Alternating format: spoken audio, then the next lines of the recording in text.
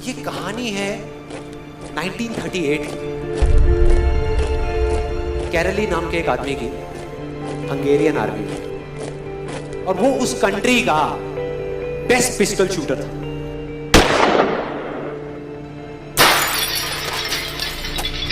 जितनी भी national championships हुई थी उस कंट्री में, उसको वो जीत चुका था। और सबको ऑलमोस्ट कंफर्म था कि 1940s में जो ओलंपिक्स होने वाले हैं उसमें गोल्ड मेडल कैरली को ही मिलेगा। और उसने सालों से ट्रेनिंग करी थी। उसका एक ही सपना था, एक ही फोकस था कि मुझे अपने इस हाथ को दुनिया का बेस्ट शूटिंग हैंड बनाना है, बेस्ट बनाना है, बेस्ट बनाना है। और वो कामयाब हो गया, उसने बना लिया बेस्ट शूटिंग हैंड। सिर्फ 2 साल का फर्क था। 1938 में एक आर्मी का ट्रेनिंग कैंप चल रहा था। क्योंकि वो आर्मी में था तो एक एक्सीडेंट हो गया। उसके उसी हाथ में जिससे उसने गोल्ड मेडल जीतना था, उसमें एक हैंड ग्रेनेड फट गया और वो हाथ चला गया। जो उसका सपना था, जो फोकस था, सब खत्म।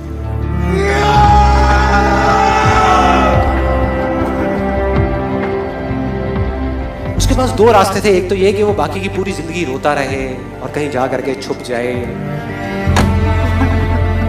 या अपना जो गोल था जिस पे उसने फोकस किया हुआ था उसको पकड़ करके रखे। तो उसने फोकस किया उस पे नहीं जो चला गया था, जो उसके पास नहीं था। उसने फोकस किया उस पे जो उसके पास था।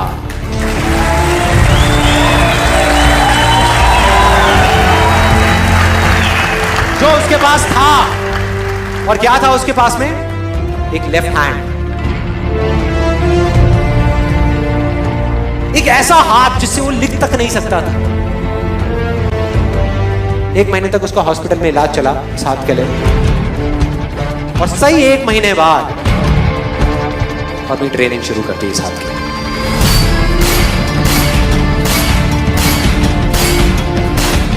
ट्रेनिंग के 1 साल बाद, मतलब कि 1939 में वो वापस आया।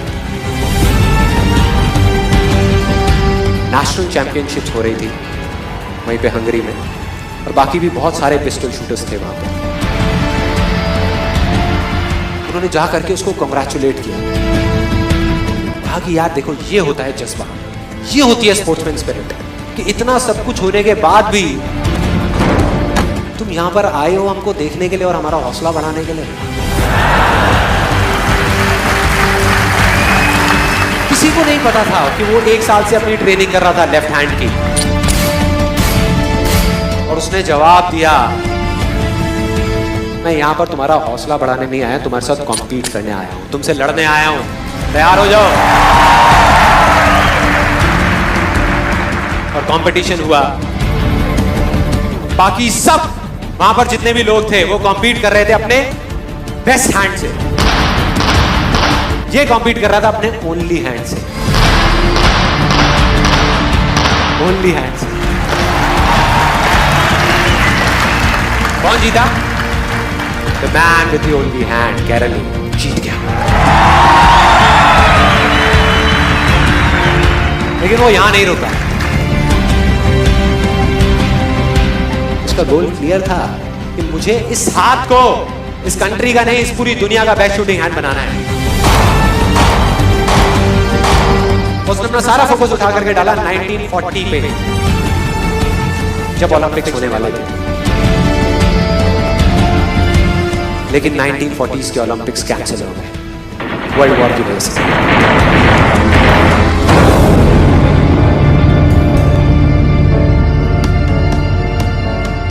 उसने अपना सारा फोकस उठा करके कहां डाल दिया?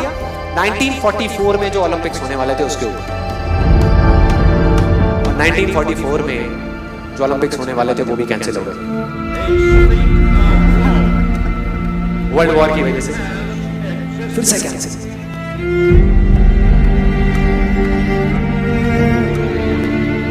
उसने अपना सारा फोकस उठा करके डाल दिया 1948 के ओलंपिक्स में।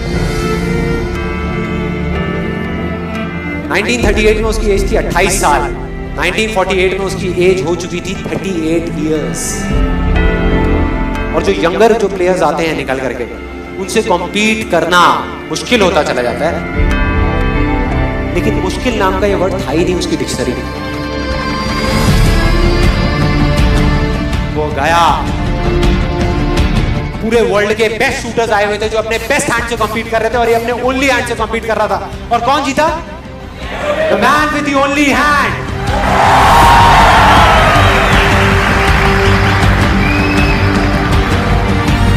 लेकिन वो तब भी नहीं रुका। 1952 ओलंपिक्स, दोबारा कॉम्पीट किया उसने, और इस बार गोल्ड मेडल कौन जीता?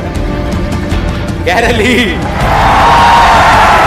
4 साल बाद दोबारा से, और पूरी की पूरी हिस्ट्री को बदल करके रख दिया ओलंपिक्स। इस पर्टिकुलर कंपटीशन में उससे पहले किसी भी एथलीट ने लगातार 2 गोल्ड मेडल्स नहीं जीते।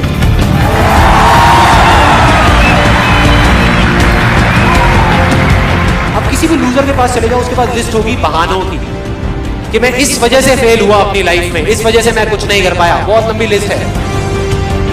और दूसरी तरफ विनर के पास चले जाओ, उसके पास में 1000 वजह होगी वो ना करने की जो वो करना चाहता है, सिर्फ एक वजह होगी वो करने की जो वो करना चाहता है, और वो कर जाएगा।